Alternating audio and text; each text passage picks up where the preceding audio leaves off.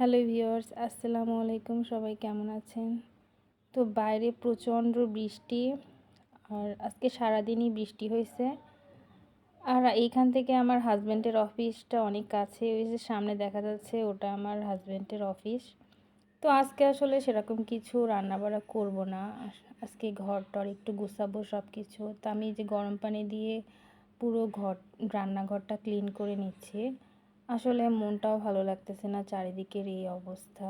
এই যে বন্যার্তদের দেখে খুব খারাপ লাগছে। চাইলেও যেতে পারছি না ওদের কাছে। হয়তো বা দূর থেকে যতটুকু পারি, যে যেমন পারি, আমাদের উচিত সাহায্য করা। জানি না আমার এই সুন্দর সোনালি দেশটা কার নজর পড়ছে, তার জন্য এই একটার পরে একটা বিপদ এসেই যাচ্ছে।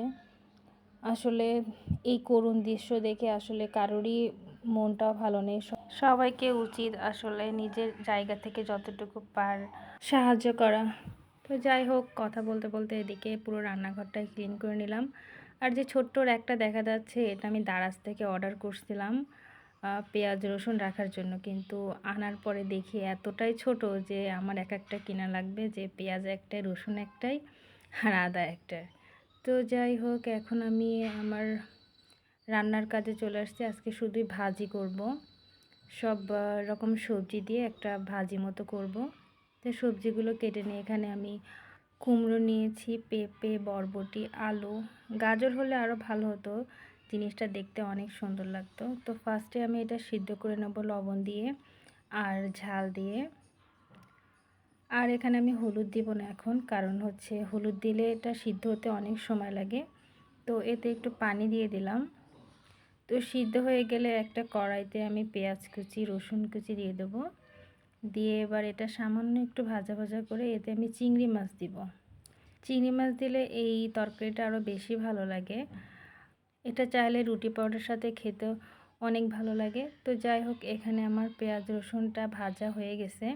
তো এবার আমি যে সবজিগুলো সিদ্ধ করে রাখছিলাম সেগুলো আমি দিয়ে দেব। তো কিছু কিছু চিংড়ি মাছ আছে সাদা রঙের, সেগুলো ভাজলেও যেন কালারটা আসে না, কিন্তু এই চিংড়ি মাছটা দেখতেছি একটু ভাজার সাথে সাথেই লাল রঙটা চলে আসছে। তো এখন এতে আমি হলুদ দিয়ে দেব, যেহেতু সেদ্ধ করার সময় হলুদ দেইনি। তো এখন হলুদ দিয়ে একটু অনেকক্ষণ ধরে ভাজতে হবে, কারণ হলুদের যে স্মেলটা আছে সেটা থেকে যাবে। তো কিছুক্ষণ ভাজার পরে আমি এক সাইড করে একটু তেল দিয়ে আমি এখানে পাঁচফোড়ন দেব। তো এই ভাজিটা পাঁচফোড়নের জন্যই বেশি ভালো লাগে। এটা ডাল দিয়ে বা পরোটা, রুটি সাথে খেতে অনেক ভালো লাগে। তো এখন একটু সামান্য পাঁচফোড়ন দিতে হবে। পাঁচফোড়নটা আন্দাজ করে দিতে হবে, বেশি হয়ে গেলে আসলে ভালো লাগে না পাঁচফোড়ন। তো আমার এদিকে ভাজি করা শেষ হয়ে গেছে।